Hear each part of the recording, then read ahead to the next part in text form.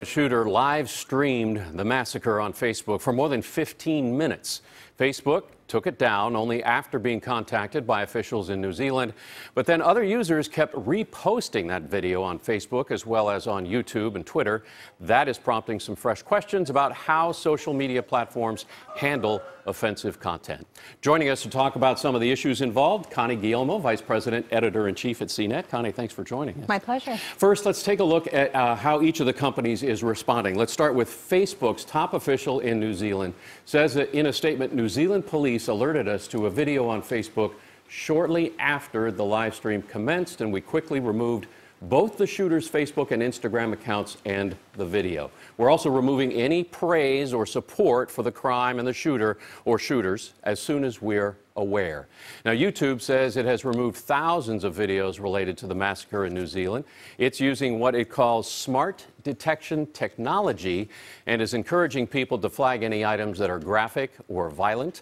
And for its part, Twitter says it has rigorous procedures for emergency situations and a dedicated team in place. Twitter also says it's going to cooperate with law enforcement. So, Connie, that response from the tech companies, is that enough? Is that going far enough given the situation and where we are today in 2019? Well, I think Facebook's statement says it all. They took down that content and stopped it only after being alerted by the New Zealand police.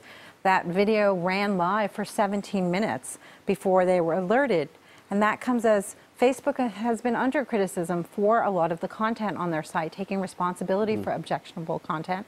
They've hired thousands of content curators. They have put in place technology to image searches and AI so that they can identify content, and none of that seemed to have made a dent in this. And so we have a situation where this content streamed for 17 minutes, then it became available for download. It was instantly downloaded, and the sites were taking it down as fast as it was being reposted. Right, because people can share it just in an instant, just like that. And the other complicating thing is the live streaming aspect. It presents a whole different challenge entirely, not only in New Zealand, but we also saw it, Philando Castile in Minnesota. He was pulled over and, of course, shot by the police officer. His girlfriend was live streaming that whole thing. So I guess the question is it even possible for companies to be on it that fast when you can be, quote, broadcasting something live? Sure. So let's talk about Facebook, for instance. Started their Facebook Live in 2016. Within a year, they had 50 incidents of people streaming the murder, some suicides, some torture. The question is, if Facebook put up this service and they can't police it, maybe they should take it down. You live in the broadcast world. There's this thing called tape delay, where maybe you don't broadcast things live, or where there's a situation where something, objectionable happens on one social media platform, and then there's a pause and everyone says nothing uploaded for a half hour till we get a handle on it.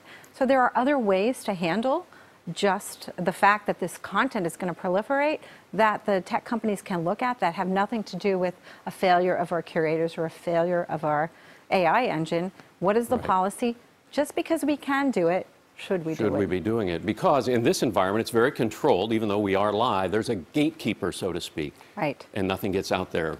Right. And the early suggestion from people who have read the manifesto and law enforcement, what we're hearing is that this alleged perpetrator planned it out for social media, if you will, right? Used all of these various channels to not only get the video out, but to get his manifesto out, to try to take advantage of the fact that things go viral and that they could be spread very quickly, and so that his actions could have a worldwide platform. Well, and that's the nature of these sites, is to spread content.